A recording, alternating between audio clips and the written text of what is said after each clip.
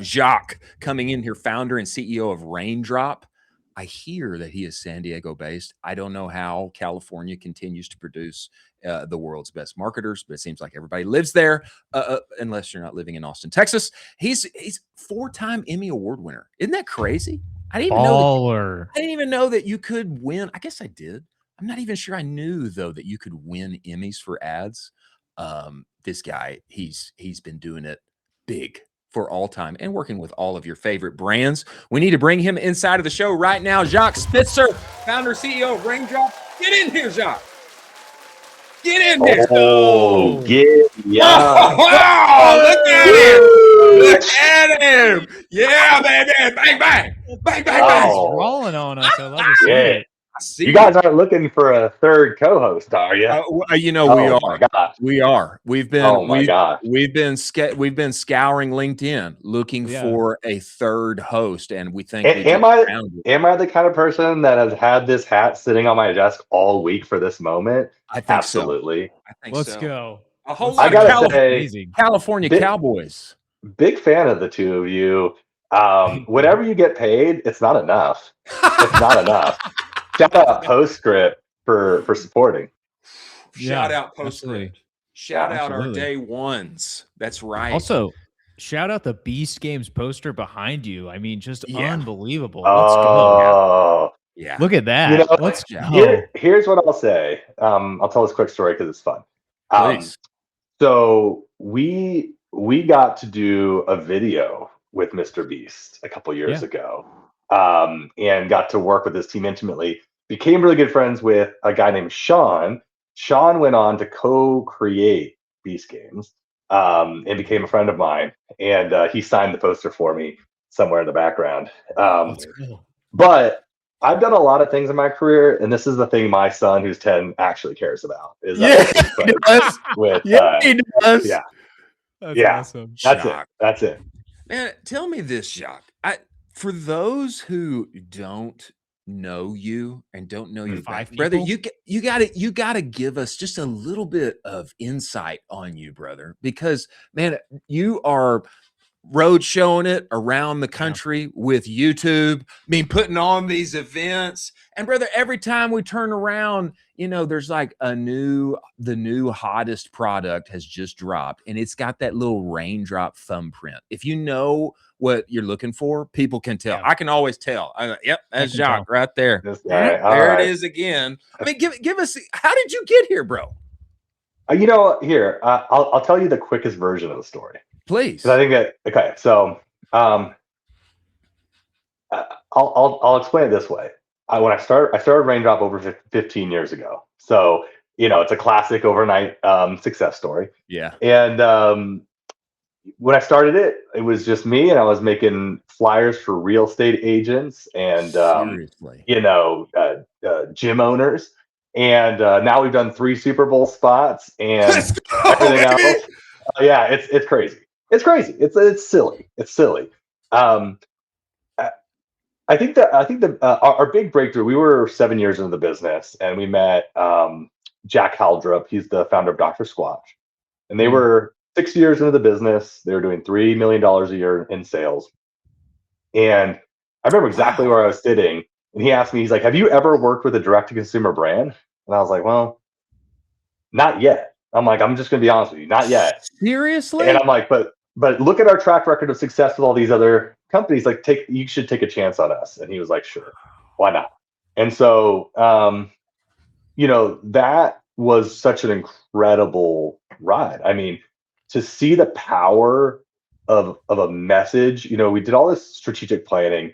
You come up with this like vision, and you know, it felt like it was straight up out of like a movie. I don't know how else to put it. Like we put, you know, took 10 months to like finally hit that chord. We put out this thing, and it just goes. And that brand, you know, we just for the next 7 years, we just kept coming out with stuff.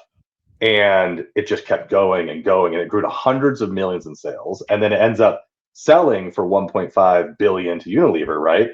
Crazy. So here's the thing that's crazy about this is it's like the number one question I got was, "Did you have equity? Like, did you have any of that?" Like, and it was like, no. Like they paid us to do our job. You know, they that's not how this works. It's like, you know, a lot of times, you know, you have to have the foresight and everything else to do that. So I will tell you, this Grüns news has been the most gratifying experience of my career, because we met Chad. In fact, let me show you. I haven't shown anyone this photo ever, except for Chad's seen this photo.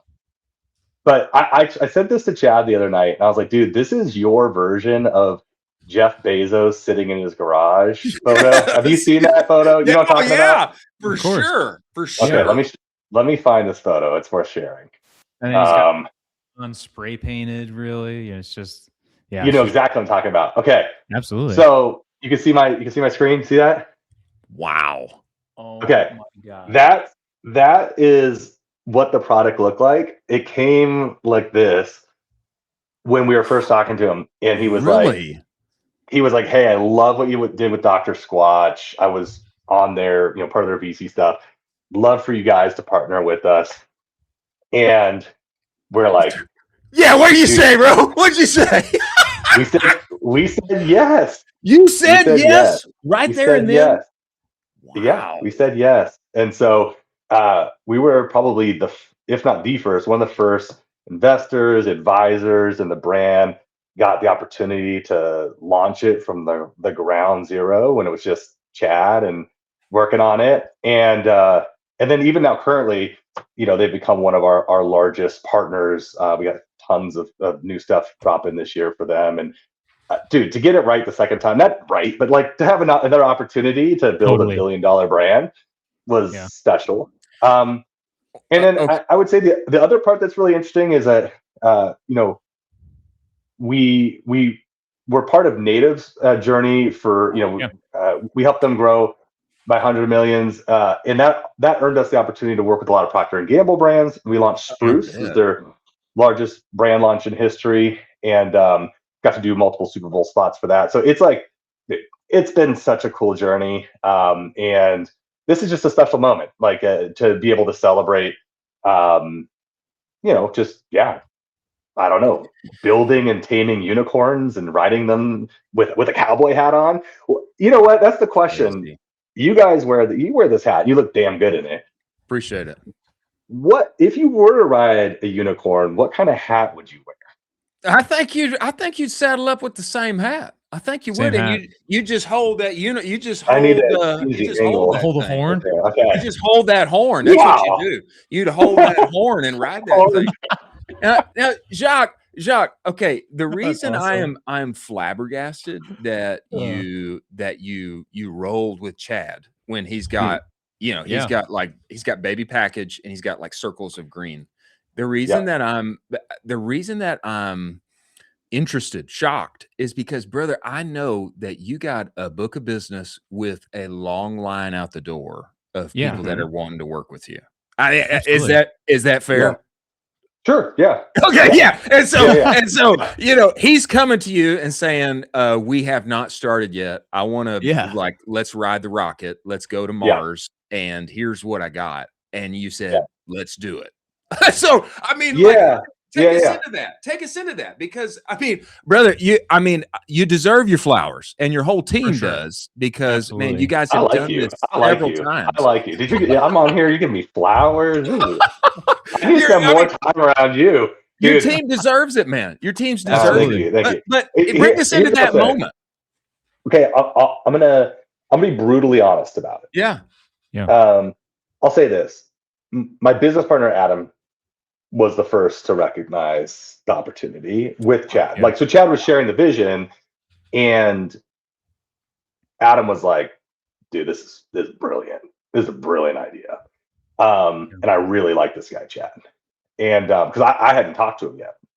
Right. And so then when I talked to him, you know, what the reason, so I think, why did we invest at that moment in time? You know, it really was what I recognize a pattern in is I recognize that I would say, like, what is the ROI of joy? And there's a lot of carryover from what Dr. Squatch did to what Grüns did, where it's taking a mundane daily task and infusing it with joy. Oh, sauce. Right. So it's like, you got to take a shower. Yeah. But it's not like you feel anything when you use a bar of fill in the blank. No. But now we have this brand that we built where, because of the advertising, because of everything else, but the moment you get the soap, you feel something even before you open it. That's worth something to people. And I recognize, I always said that my joke with the team was like, the biggest problem with gummy vitamins is that there's only one. I'm like, I think early on I was like, man, this is going to be something that, this is before the product really existed. I'm like, people are going to look forward to taking their vitamins every day. Yeah. He's doing it right. Eventually he'll have the clinical studies, which he has to back it and everything else. Yeah. But I'm like, everything's organic, everything's done right. And I would say, on hindsight, the thing that I just could not have foreseen is like, Chad is he is the smartest like entrepreneur we've ever worked with. And then he went and he hired like a monster of a team. Like, he went out and spared no expense. He hired Connor and Anthony and Claire, and like, I mean, he talks about his team a lot. Obviously he gets a lot of credit, and he really should. I think that's one of the more interesting things is, a lot of brands would languish if they didn't understand what he understood. He raised money at the perfect time. He did everything right. And so, it was just incredible to watch. I still have a lot of questions for him. I told him I need to fly out to Utah because, even though we were investors and advisors and close to him, there's just things that were like I couldn't ask. Like, it was like, even just knowing. And the thing that blows my mind is, early on, we were trying to get people to invest in Grüns because we were invested, and we're like trying to get other people, and we got so many no's. And so the day that that 1.2 billion came out, I was like, oh, I'm going to get some awkward texts today. You are. This is going to be good. And it was, We just had Josh Payne on the show yesterday of Open Sky Ventures, and he was like, I was going to write an angel check into Chad, and I passed on it, and it crushed me. I'm like, I'm so sorry, dude. That's brutal. Like, that's just a brutal thing. Could you talk to us a little bit about the difference between working with guys like Chad and the insane pressure of doing Super Bowl ads? Very few people can even say that they have done that, and you've done it multiple times, which is absolutely unbelievable. Man, great question. For sure. Here's what I'll say. They're very different things. So, here's what I'll say. We love both types of work. And maybe I'm speaking for myself. I love both types of work. Here's why they're so different. With the founder-led stuff, it's so intimate. Like, it is. I kid you not that, like, in general, launching anything there's a weird intimacy. So whether it's Spruce or Grüns, like, there is a weird intimacy where you feel like you burst something into the world. I don't know how else to describe it, but like, I posted today on LinkedIn, and I was like, I posted a picture of both of them in retail on end caps, and I'm like, my babies, like, they're out there. There's like this weird intimacy. Babies. Yeah. There It's I don't know. By the way, I also have those news strips. They're pretty good. I take them with me when I travel. But anyway, I guess the most direct answer to that is, when you found something with someone who's smaller, you have, like, your risk bar can be so high because you are punching against the biggest incumbents in the world. You have nothing to lose.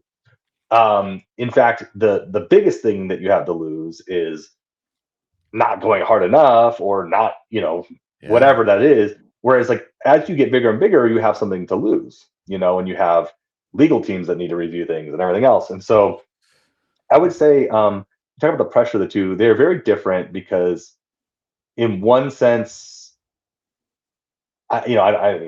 no matter what, I feel pressure with everything. You want everything to be successful, and that's part of why we say no to so many people. Is I'm like, I'm going to be in this game for the next, hopefully decade or more. We're only going to take on the stuff we feel like we can be successful with, not just everything, because then your reputation is going to get diluted. And so it's like, the reality is with the bigger ones, it's usually more about trying to protect the idea as it goes through the gauntlet of decision makers and legal, and you hear a lot more of that. It's just it's a different process. But yeah, I mean, I don't know how else to describe it. They're fundamentally different, but the end result, like, there's just nothing. I mean, there's nothing like putting out work, seeing people respond to it, and most importantly, buy from it. There's a lot of people that they can get their flowers and get a PR headline, but I love watching people. There's nothing I love more than doing great work for a client and have them turn around and be like, "This is really working. We need to do a lot more of it." It's really fun. Jacques, a couple of things. I think the more I hear about Chad, the more I am convinced he is a Chad. I think probably one of like the best things. I mean, he, got all the right people in the boat early on. I think you guys were a big part of that. Obviously, right people to get in the boat early on. And secondly, you've got the podcast that you do, which is called like marketing people like, Love. or what's it? Love. Marketing people love. They better like it. They better love it. The more you talk, I've always wondered, like, what is that Raindrop thumbprint? Like, I can tell what it is. Whenever I see an ad, I always know that's Jock. Yeah. And I've always like, what is it? But the more you talk, like ROI of joy and your countenance, and just I think there's like something baked into your processes or your kind of foundational. It's probably you that there's like this kind of like joy, like driving at excitement, and people laughing and having a good time, and then bringing them to the product. I mean, can you describe that? Am I getting to it? I feel like there is a very real thumbprint with Raindrop. What if I just left you hanging right now and I was like, dude, you're crazy. You have no idea what you're talking about. Don't do that. Don't do that. Honestly, look, I'll tell you the couple things, that I would consider to be like, okay, what are the things we do consistently? Yeah. So, I think the first and foremost is, and we're pretty relentless on this front. Like, I mean, it happens every week where when we're looking at work, or even, the angle, it's like, I always say that most brands start fundamentally with like, what do we want the world to know about us? Right. And so they think about that way. They brief in those things. It's like, people need to know this about us. People need to know this about us. They need to know this about us. And so it's very much like, I even do this to people where I'll go to their website and I'll read their own website. And it's like, everything is like we and us. And then none of it's like you and your. It's not speaking to people. It's just talking about yourself. Right. And so one of the things that we figured out all the way back, this is, before even Dr. Squatch, but it's what led to Dr. Squatch. And it's what led to the positioning of Grüns and everything else is, fundamentally understanding that people don't buy your why as the company. You need to know your own why. You need to know, like that you need to know your why, but they buy their own why. Like that. Yes. And so the way I explain it to people is that everyone has an invisible orbit around them. Now, or you could make it physical. There's a physical orbit of things, like every time they open their pantry, every time they walk out to their car, and it's reflecting back to them who they believe they are today or who they're trying to become. Right? Like, why do you buy AG1? Because you're trying to become something. Why do you buy, whatever? Because you're trying to do this. And then I think, what happens is people make these decisions, and there's sometimes a gap between who they're trying to become and who they functionally are, or the habits they can keep, or what actually makes them happy. And what makes you happy and gives you dopamine is what you're going to be consistent on, not the things that like make you sad and are hard to do every single day. You know you're going to give up on it eventually. And so in general, we're just trying to figure out what is somebody's why. You know, why are they choosing this product or this service, and how are we the answer to that why? How can we reflect it back to them? Now, you talk a lot about how we use humor. It's, I would say, we do believe, I mean, we talk about edutainment a lot, where it's like, I would say to most people, I'm like, man, I have this visual of like, if I'm standing in a grocery store, and it could be a grocery store, it could be anywhere. And if someone were to give you 2 minutes of their time, and you could actually get their full attention, explain to them what you do, whether it's a product or service, I'm like, and if you extrapolate that out of like, okay, but not just one person, but like thousands of people a minute or an hour, because that's how advertising works. You're putting it in front of people. Like, if you can get that much time and earn it and then walk people through that value proposition, what's crazy is that either they'll say yes at an increased rate, or what's even crazier is that even if they're not the core audience, they'll end up referring you to the person that is. So like, we did this big campaign for Omnipod, for example. It's a diabetes sensor. It's one of our most successful campaigns of the last year. Insulet had a record year. And it's like, the reason the ad works is that even if you're not diabetic, you end up sending the ad to someone's diabetic. And you're like, watch this ad. And then they watch the ad, and it takes them through every value proposition. And I call our advertising like adult smoothies. It's like, we're putting all the value propositions, everything you need to know, into something you actually want to consume, and then you do it at scale, and it tends to work. And it's like, that's, I mean, to me, it's like, there's a lot of forms of advertising that people choke down, and it's like, it's put in front of them, and it's like, well, I guess maybe we're just like the Dr. Squatch and Grüns of advertising. We're just trying to make stuff that people actually want to watch and actually want to consume, and then you let the rest. If you actually have a great product, then the rest takes care of itself. So yeah, I don't know. I don't know if that's like a helpful answer, but that's how. No, that was the most helpful answer. That was the most helpful answer. I mean, Colin, you tell me if I'm wrong, but I think that needs to be baked into everybody's the back of our minds. People don't buy your why; they buy their why. And you know, creating a smooth experience that helps them, you know, get that down, take that down. Where do I want to go, and how can I get there in a way that leads me to increased dopamine and pleasantness? I mean, that there is a whole lot there, Jacques. There's a whole lot there. I think what's tough is that people think of it this way. It's like, we have Postscript as a sponsor of this programming, right? We do. Which is great. But you know who really needs to be? Who's that? A beard supplement company. Okay. All right. Because, all right, dude, I'm serious. Because I'm like, if I watch this and I see a clip of you with that luscious beard, and I'm over here like, oh no. I'm like, am I more likely to sign up for a different form of advertising, or do I want that man's beard? I want his beard. You know, that's what I want. I guess beards are Stetson hats, you know. I'm not Both. sure. Both. Wow. See, the Stetson hat, though, that's the thing. The Stetson hat is expected. The beard is it's so authentic. I'll get you in touch with I know some people. All right. I'll take it. Let me take that, John. That means go ahead, Colin. It's Colin, and what are both your names? Chris, Colin, and Jack, producer Jack. Jack is making it happen in the background. And I'm here in Austin. Colin is in Charlotte, North Carolina. And the only thing that would be better is if we were in beautiful, sunny San Diego. It's nice out here. It's nice out here. I don't know. I've probably gone way over time on. I don't know how this stuff works. Man, you have, but it was delightful, and we want more of it. And I think we'll just have to wait for you to create, you know, the next biggest brand in combination with the next Chad that comes along, and maybe bring it back already. I'm like, when are we doing it again?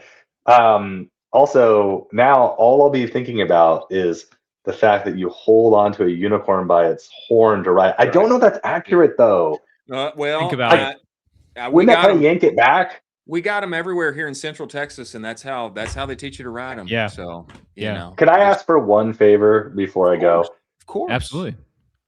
I know we're live. We are. That makes We're me live, uncomfortable. brother. We're live. But we live live. before we go, what sound does a unicorn make? Because horses neigh. So I just want to hear. I want to hear your interpretation, both of your interpretations. I need it. I'm trying to think of like our own advertising campaign, and I'm like, I need to know what sound is a unicorn. Yeah. Do you want to go first, Colin, or you want me to go first? I think it's also a neigh. I think it's like some cool. I think of a magical neigh. It's like a magical neigh. It's like a cool version of a horse. It's like that. I need to hear you do it. I can't picture it. It's like a neigh.